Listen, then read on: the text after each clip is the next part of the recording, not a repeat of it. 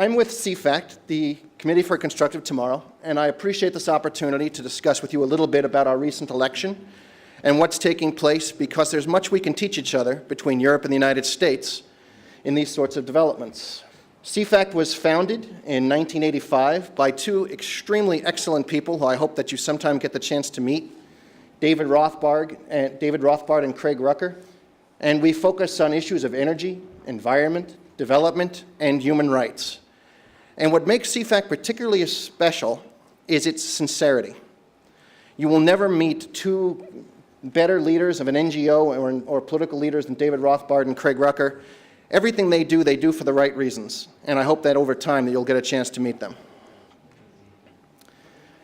An interesting thing about American politics and global warming and climate is that climate has never ranked high in the minds of Americans or in the minds of American voters. In fact, environmental issues in general don't tend to rank as high as pocketbook issues, don't tend to rank as high as the economy, the military issues, foreign policy. These are always more important to Americans.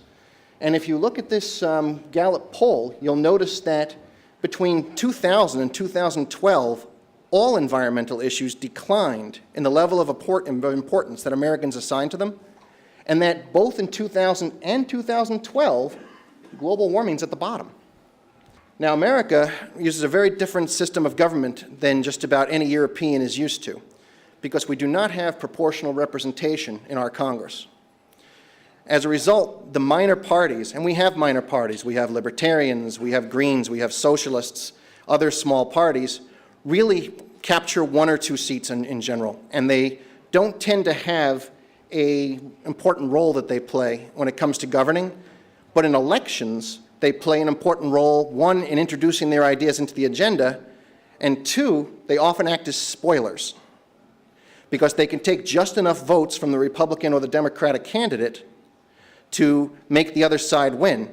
And usually, the minor candidate throws the election to the candidate they're most opposed to by taking away the votes from the candidate that they're most in alignment with, which frustrates Republicans and Democrats alike, but it's something you need to keep in mind also about the American system.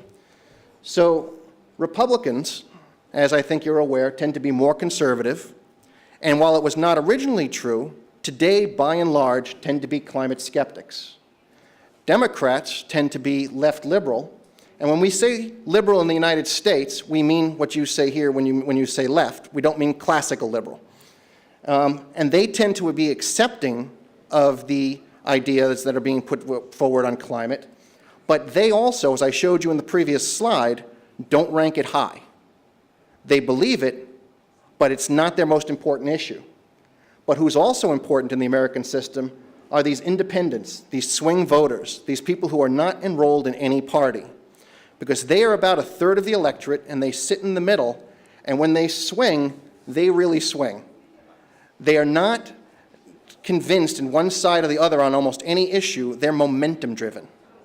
They move en masse very quickly, and they tend to be a stabilizing force in American politics, because whenever one party comes to power and thinks this is it, we won this election, we're going to be the story from now on, back they come and swing back another way at one or two elections later, so that we always find ourselves sort of trapped in the middle. And we'll talk about this further, but always keep in mind when you consider how things are going to take place in American politics or on climate, that these swing voters are not deeply committed, and that they can go radically in either direction, and their favorite place to go is with who they perceive as going to be a winner. So when they see one side or the other gaining ground, they want to be a part of that, and then they make it bigger than it would have been naturally. When the climate issue first broke into the United States politics, nobody thought about it very seriously. And at first, everybody accepted, by and large, what you would consider to be the Al Gore version of climate. That was sold, nobody really challenged it, and originally, many politicians found the easiest course to go with that interpretation. Republicans and Democrats together found it simpler to go that way.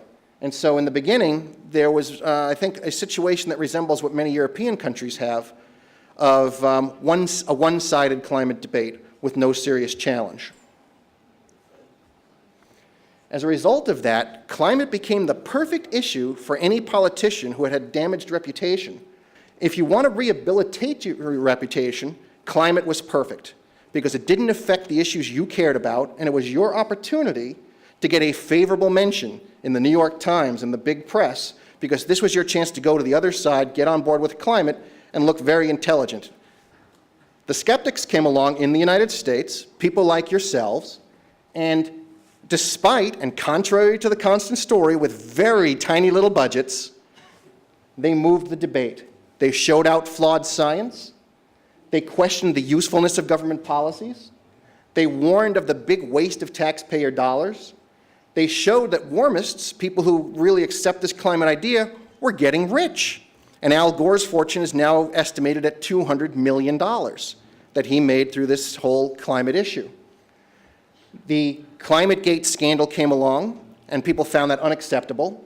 So public opinion balanced on climate. The Republicans became a skeptical party, which they were not originally. The Democrats stayed where they were and continued to be in favor of the global warming policy as it's explained to them. But remember those swing voters?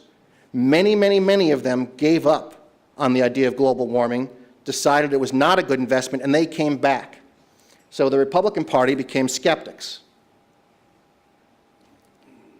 So now we have this chart that we showed you before, and this is where we are today, except that those swing voters, they swung against climate. So you'll see that when polling's done, this is done by Yale University, that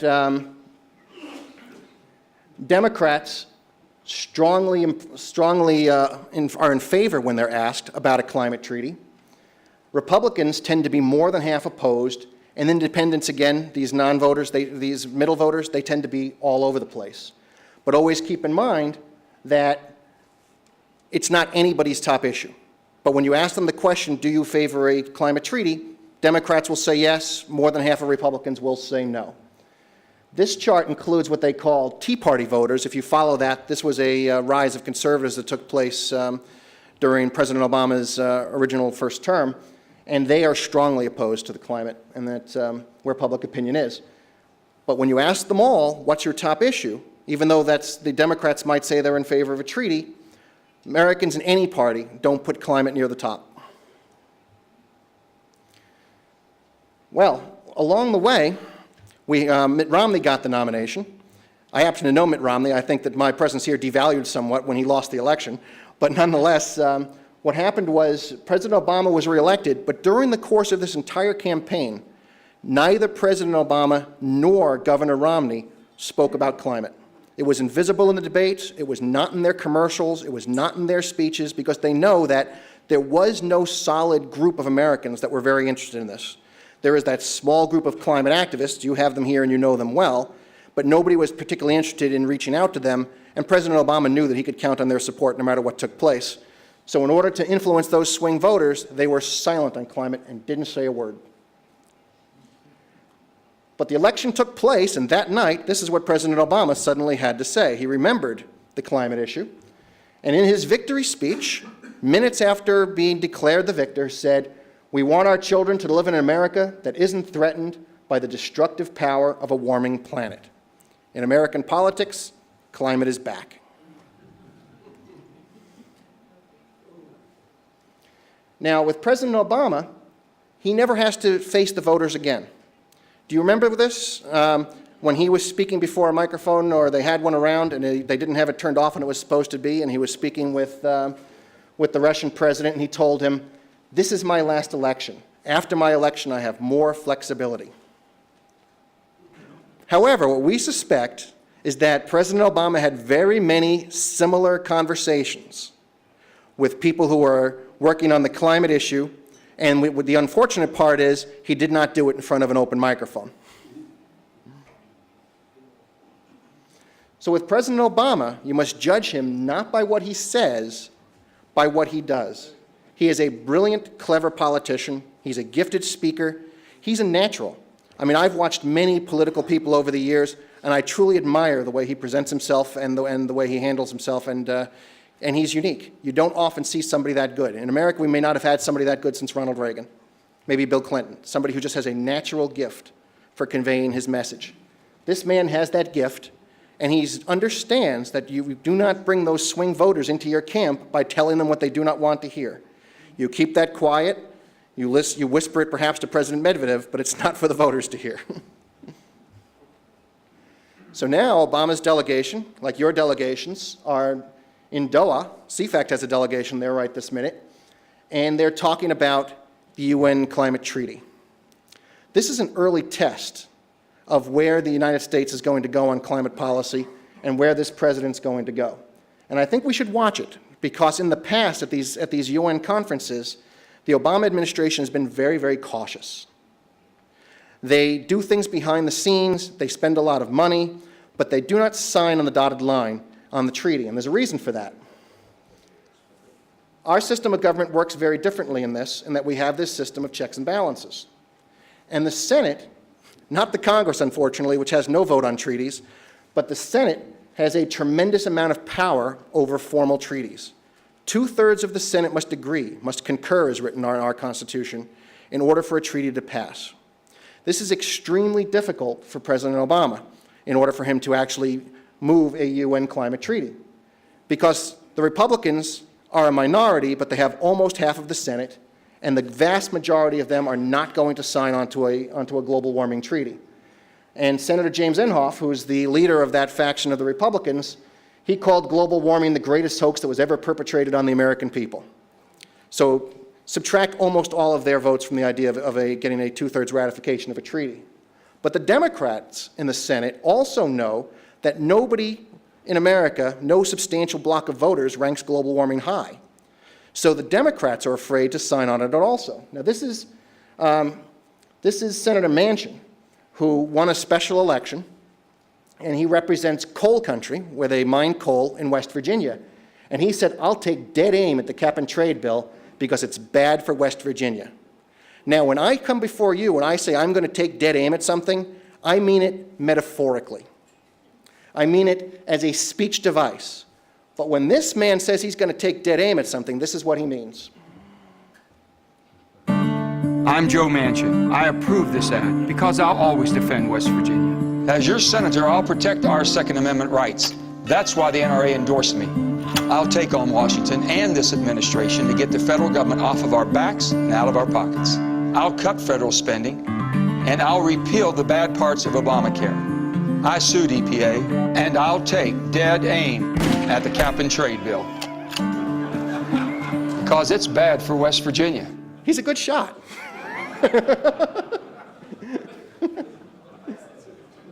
Bullseye. So that's a Democrat. Now, he's not representative of most Democrats. But when you talk about getting not half, not a majority, but a supermajority, a 2/3 vote of the United States Senate, you see how challenging that's going to be for President Obama. Probably impossible. But there's two sides to this President Obama. There's the President Obama who, during the campaign, boasted about, we have increased U.S. oil and gas production. And what I was hoping Mitt Romney would say to him and never did was, what's this we stuff? Because President Obama has not permitted expanded exploration for for fossil fuels on American-owned public land. This expansion that we talk about of American fossil fuels took place on private land where the government couldn't stop it. But this is also a president who likes to blame Republicans for gridlock in the Congress. So when he can't implement the policies he wants, he talks about that. So a re-elected Obama, who doesn't need to go back to the voters again, might choose to go for a treaty fight, to sign a treaty, bring it back, and then lambaste the Republicans and those Democrats who don't go with it as selling off of our children's future and destroying the planet.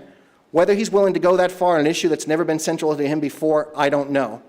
But on election night, suddenly he rediscovered it, and that's something we're all going to have to watch. What Obama does do, when he can't get the votes through the Congress, is he uses his substantial regulatory power. The United States has one of the strongest chief executives under our system of most countries, excluding your totalitarian and your kingdoms and things like that. But for a real democracy, we've given our president great power. And so our EPA, our Environmental Protection Agency, our Energy Department, our Mining Department, all these different departments that we have answer to the president. And he can sometimes, and it's not just Democrat presidents that do this, Republicans do the same thing when they've got the power, can try and go past the Congress to use their regulatory power to enact their agenda and not ask the legislature their opinion. And that's what we've been seeing take place. And people have called it Obama's war on energy. The Clean Air Act was originally designed, as you heard some of our previous speakers talking about, to fight against particulates, the dirty things that come out of coal-fired smokestacks in the back of your emissions on your automobile, so that we didn't have to breathe in these particulates. But when the EPA redefined carbon dioxide, which some of you might have breathed out tonight, which I hope you'll keep that in mind, as a pollutant, it was a tremendous increase of the power of that agency and of the executive branch to control something they were never able to control before. It was never considered a pollutant before. There's still legal questions as to whether or not that interpretation was correct, but they're using that also to regulate mercury, despite the fact that almost all mercury in the air in the United States comes from natural sources, and only in the part that's put out by man-made sources is very small by comparison. This Keystone pipeline that can bring us tremendous amounts of energy from Canada is something that they're trying to block now. They have not let us explore on public lands. Offshore wells, they do everything they can to block that and not allow it. And even hydropower, especially in states like California and Washington, we have this wonderful free hydropower that's been going since the Great Depression. They built these dams. Under anybody's definition of energy production, they're extremely clean, they're extremely low cost. Yet because of their effect on fish and wildlife, they're now not permitting new dams, and they're looking to destroy existing dams. So even that is at risk. And this natural gas revolution that we've talked about, there's a tremendous information, disinformation campaign going on in the United States about fracking, where they talk about earthquakes, even though no significant, as we heard before, in England they didn't break any teacups. We don't drink that much tea in the United States, but our crockery hasn't broken as a result of fracking either. I see on the internet constantly people I know well, good friends, sharing information, explaining why fracking is terrible, why it's going to poison the drinking water, all these terrible things. None of this is true, but this is being sold in order to deny us this source of power as well. So remember these swing voters.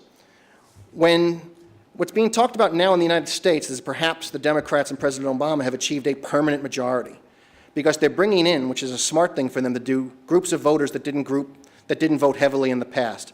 Black voters, Hispanic voters, and they turned out heavily for President Obama. But the historical experience in the United States is that these swing voters come back and restore the center.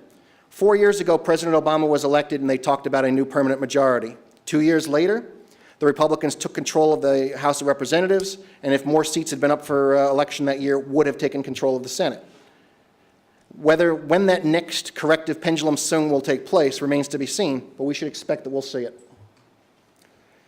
So the danger, however, is that climate is becoming institutionalized in the United States as it is institutionalized in Germany and in Europe. It's being taught in our schools.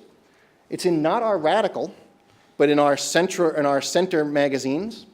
It's on television, not on special channels or something like that, but on the daily news broadcast. It's being taught, it's being broadcast as fact. And that's difficult for us to compete with, that kind of thing, because, when you listen to the experts who have spoken to you today and yesterday, they make a fascinating case. Maybe they're right and maybe they're wrong, but we'll never know if they can't enter the debate fairly and be spoken with.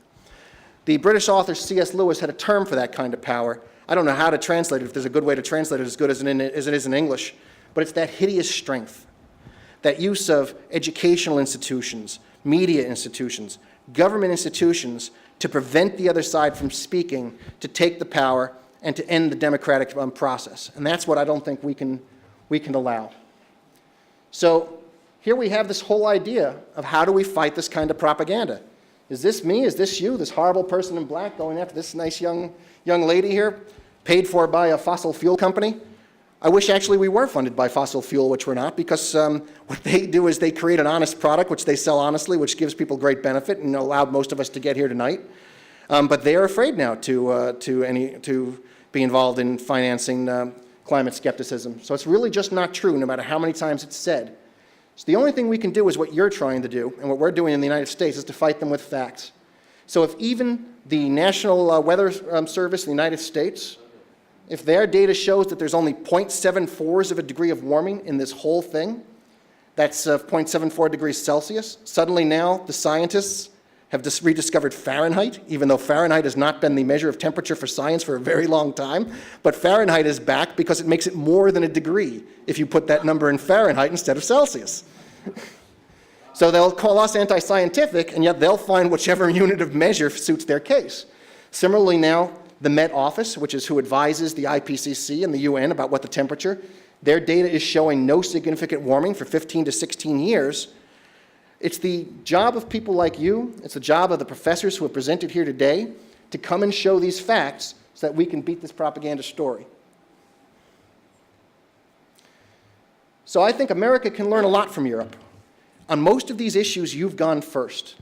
You were building wind turbines when we were just thinking about wind turbines, and you have them now. Now we're putting them up, and you want to stop building more and get rid of yours, and yet, can we learn from that example? So I'd say that we need to learn from what Europe has experienced, that we have a lot of work to do, and that the only way to really do this is that we have no fear, that we stand together, and that we work together, and that's the way to move this debate.